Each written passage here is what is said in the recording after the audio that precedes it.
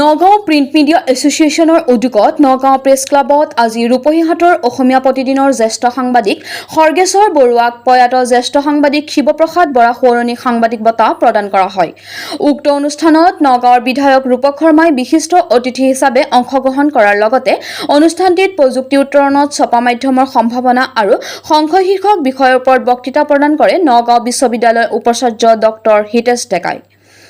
অনুষ্ঠানত বিশিষ্ট অতিথিৰূপে নগাঁও জিলায়ুক্ত দেৱাশিষ শৰ্মাৰ লগতে নগাঁও জিলাৰ ভালেসংখ্যক গুণীজ্ঞানী লোকৰ সমাৱেশ ঘটা দেখিবলৈ পোৱা যায়। উক্ত অনুষ্ঠানতে প্ৰয়াত জ্যেষ্ঠ সাংবাদিকদ্বয় প্ৰণৱ বৰা আৰু বলেন বৰাৰ লগতে অসমবাসী তথা বিশ্বৰ বহু লোকৰ প্ৰাণৰ স্পন্দন জুবিন গাৰ্গকো শ্ৰদ্ধাঞ্জলি জ্ঞাপন কৰা হয়।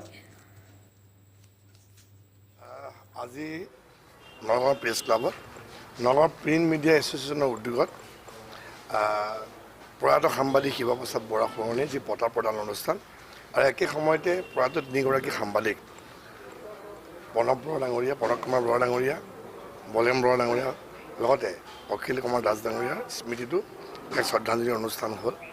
সঁচাই আমি খুবেই গৌৰৱ অনুভৱ কৰিছোঁ আৰু যিকেইগৰাকী সাংবাদিক বৰ্তমান সাংবাদিকৰ যিগৰাকী আছে তেওঁলোকৰ কাৰণে পথ প্ৰদৰ্শক আছিলে।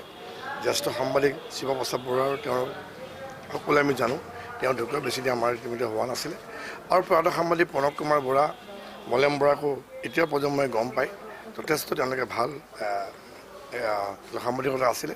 গতিকে তেনেকুৱা আজি স্মৃতি স্মৰণ কৰা হ'ল আৰু ইয়াৰ লগত সম্বন্ধ ৰাখি পেলাই বৰ্তমান অৱস্থাত প্ৰিণ্ট মিডিয়াৰ যিটো সংশয় বা বৰ্তমান ইলেক্ট্ৰনিক মিডিয়া প্ৰিণ্ট মিডিয়াৰ যিখিনি তেওঁলোকৰ সংশয় বা ভয়াৱহতা তাৰ বিষয় লৈ পেলাই এক আলোচনা চক্ৰ চলিলে।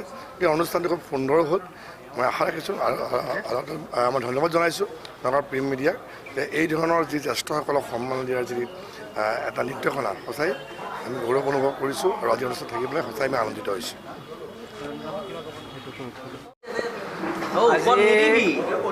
বঁটাটো পাই মই যথেষ্ট সুখী হৈছোঁ আৰু সমূহ সাংবাদিক সতীৰ্থলৈ মোৰ আন্তৰিক শ্ৰদ্ধা নিবেদন কৰিছোঁ।